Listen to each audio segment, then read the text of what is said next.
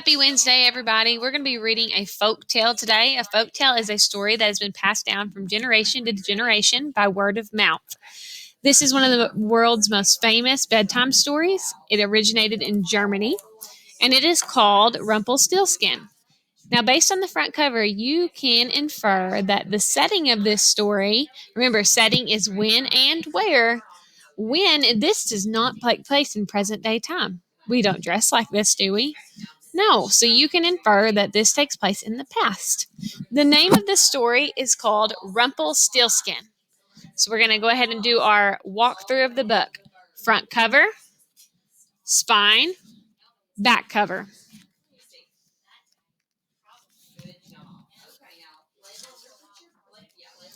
The name of this page is called the title page. And this is really interesting because this is a folk tale. There's no author listed because no author nowadays actually came up with this story.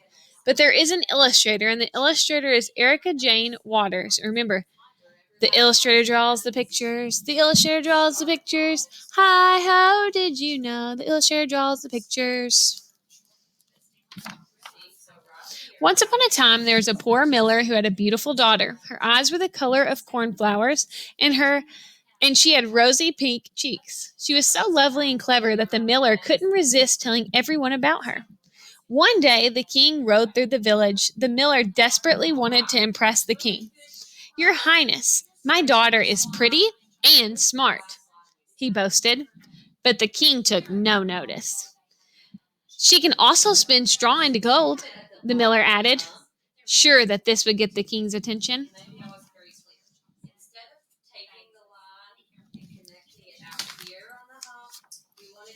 Whoa! The king stopped his horse and demanded to meet the miller's daughter. He took her back to his castle and led her up a winding staircase to a room in the turret. There she found a spinning wheel and a towering pile of straw. "Spin this straw into gold by morning," said the king, "or you'll be thrown into the dungeon."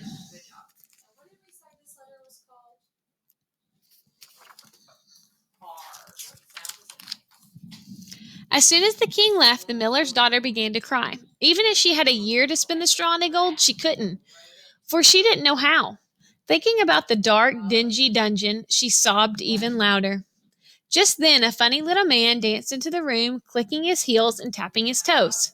"Spinning straw into gold is easy as it can be, but if I do that for you, what will you give me?"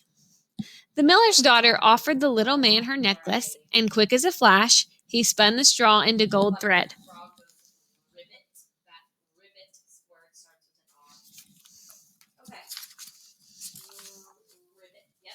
The next morning, the king was so pleased that he brought the girl an even bigger pile of straw.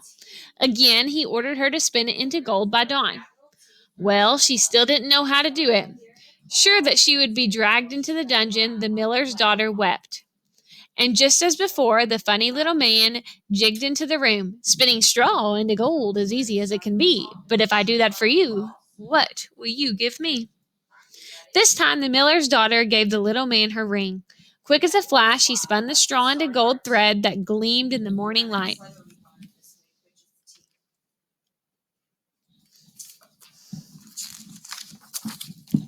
The king was delighted, and he wanted more.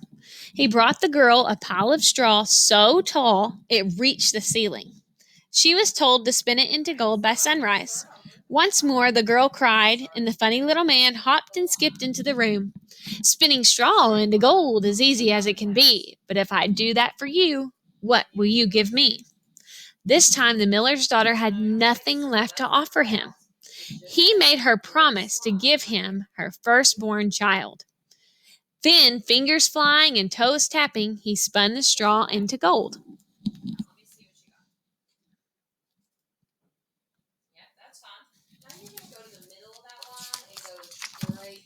The king was so overjoyed with the golden thread that he asked the miller's daughter to marry him. They held the wedding the very next day, and the miller almost burst with pride when his daughter became queen. The king and queen were very happy, and the miller was poor no longer. A year after the wedding, the queen had a bouncing baby boy. She had forgotten all about the funny little man and the promise that she had made.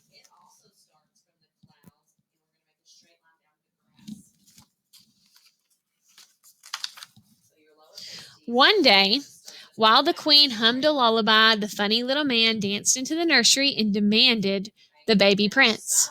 Oh, please don't take my son, the queen begged. The little man thought for a moment.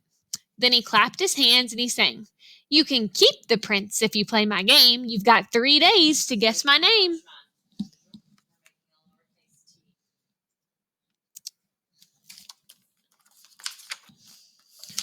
The queen lay awake all night, making a list of all the names that she could think of. That evening, the little man twirled into the nursery again. Is your name Harry or Larry or Barry? Asked the queen. But all of her guesses were wrong. The little man cackled with glee and sang, You can keep the prince if you play my game. You've got 2 more days to guess my name.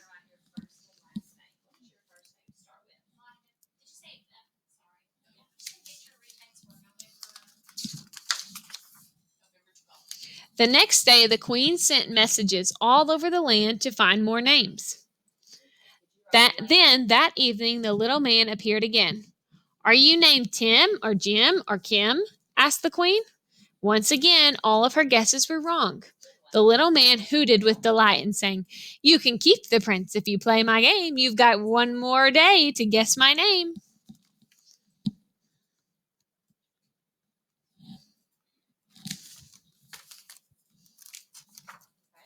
The next day, the queen's servant was chopping logs in the woods when he heard a strange sound. He ducked behind a pine tree and watched a funny little man leaping around a fire singing, The queen will never win this game, for Rumpelstiltskin is my name. The servant hurried home to tell the queen what he had seen.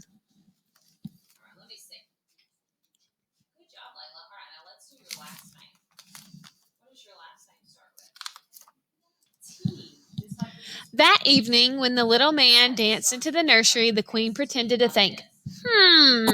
She said, Is your name Doodlebug or Tittywinks or Flibbertigibbet?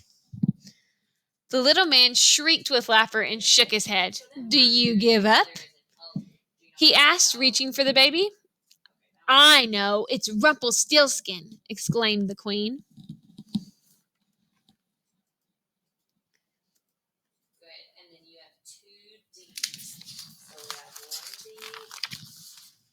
The little man's face turned as red as a beet, and he howled.